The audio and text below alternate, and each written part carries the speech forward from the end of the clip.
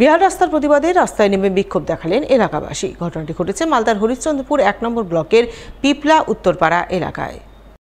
জানা গেছে, পিপলা উত্তরপাড়ার মূল রাস্তাটি দীর্ঘ প্রায় ১০ বছর ধরে বেহাল অবস্থায় রয়েছে। রাস্তার কিছুটা অংশ জুড়ে তৈরি হয়েছে বড় গর্ত। সেই গর্তে বর্ষার জল জমে রাস্তায় তৈরি হয়েছে মরণ ফাঁদ। জলমগ্ন রাস্তা দিয়ে চলাচল করতে গিয়ে হামেশাই ঘটছে ছোট বড় দুর্ঘটনা।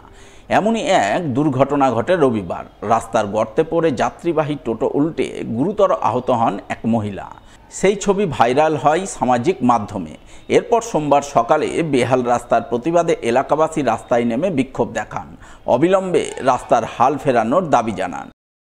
রাস্তা কেন তৈরি করা হচ্ছে না, ভিডিও তুমি জবাব দাও। জবাব দাও, জবাব দাও। রাস্তা তৈরি করা হচ্ছে না কেন, ভিডিও তুমি জবাব দাও। জবাব দাও, জবাব দাও। জবাব চাই, জবাব দাও। জবাব চাই, জবাব দাও। রাস্তা মেরামতের জন্য ভিডিও তোমায় জবাব দিতে হবে। দিতে হবে, দিতে হবে। এই রাস্তা মেরামতের জন্য ভিডিও তোমায় জবাব দিতে হবে। দিতে হবে, দিতে হবে। এলাকাবাসীর অভিযোগ, পিপলা উত্তরপাড়ার রাস্তাটি প্রায় ১০ বছর ধরে বেহাল অবস্থায় রয়েছে।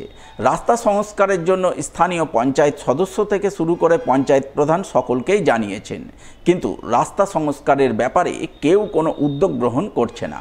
ফলে অসুস্থ রোগী, প্রসূতি মহিলা ও স্কুল ছাত্রছাত্রীরা চরম সমস্যায় পড়ছেন। এই পরিস্থিতি চলতে থাকলে তারা আগামী দিনে বড়সড় আন্দোলনে নামতে বাধ্য হবেন। যে কোনো সময় কোনো বিপদ হয়ে গেলে হসপিটাল কাউকে নিয়ে যেতে হবে।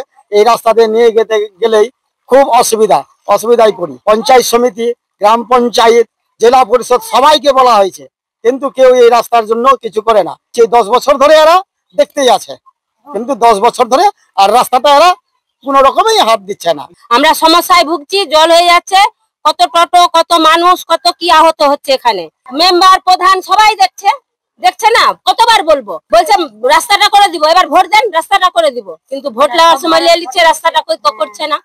এই বিষয়ে বিজেপির স্থানীয় গ্রাম পঞ্চায়েত সদস্য টুম্পা দাস জানান, তিনি পিপলা উত্তরপাড়ার বেহাল রাস্তা সংস্কারের জন্য পঞ্চায়েতে বহুবার আবেদন জানিয়েছেন, কিন্তু তিনি বিজেপি থেকে জেতায় তার আবেদন গ্রাহ্য হচ্ছে না। ওখানে তো আমরা কমপ্লেন করেছি, আমাদের কেউ কিছু গ্রাহ্য দিচ্ছে না। আমরা বলছি জল জমে আছে, আপনারা কিছু করেন, কিন্তু কোথাও প্রধানও কিছু করছে না, আর কোথাও যাচ্ছি কেউ কিছু বলছে না। সারা বছর জল জমে থাকছে, জল করার কেউ কিছু বলছে না। তো আমি সবাইকে বলছি, বিডিওকেও বলেছি, প্রধানকেও বলেছি, সবাইকেই বলছি, কিন্তু আমার কথা কেউ গ্রাহ্য নিচ্ছে না। গুরুত্ব দেওয়া হচ্ছে না, গুরুত্ব দেওয়া হচ্ছে না। বিজেপি জিতেছি তো ওই জন্য বলা হয়। এই বিষয়ে হরিশ্চন্দ্রপুরের বিধায়ক তথা রাজ্যের মন্ত্রী তাজমুল হোসেনকে ফোনে ধরা হলে তিনি বলেন, বিজেপি কংগ্রেস বলে কোনো ব্যাপার নেই, তাকে এই বিষয়ে এখনো কেউ কিছু জানাননি। তবে বিষয়টি তিনি দেখবেন এবং সমস্যা প্রতিকারে প্রয়োজনীয় উদ্যোগ নেবেন। আমি দেখছি যদি রাস্তাঘাট করতে হয় আমরা অবশ্যই করব। আমাদেরকে কেউ বলেনি যে রাস্তাটা খারাপ আছে কি অমুক আছে, আমাদেরকে কেউ বলতো অবশ্যই আমরা যেতাম এবং অবশ্যই আমরা করতাম। আজকে মনে করেন যে কোনো জায়গায় বিজেপি হোক আর কংগ্রেস বলে তো কোনো ব্যাপার নাই, এখানে ওসব কোনো আমাদেরকে কেউ বলেনি। আমাদের যদি প্রস্তাব থাকতো অবশ্যই আমরা করতাম। এবার আসন্ন কুরবানি সুষ্ঠুভাবে সম্পন্ন করতে শান্তি বৈঠক আয়োজন করল চাঁচল থানার পুলিশ। সোমবার পুলিশের উদ্যোগে শান্তি বৈঠক অনুষ্ঠিত হয় চাঁচল থানার সিভিক ভলান্টিয়ার ব্যারাকে। উপস্থিত ছিলেন চাঁচল এসডিপিও সোমনাথ সাহা, চাঁচল থানার আইসি পূর্ণেন্দু কুণ্ডু, মালদা জেলা পরিষদের সহকারী সভাধিপতি রফিকুল হোসেন, জেলা পরিষদ সদস্য সায়রা বানু, চাঁচল 1 নম্বর পঞ্চায়েত সমিতির সহ সভাপতি জাকির হোসেন সহ অন্যান্যরা।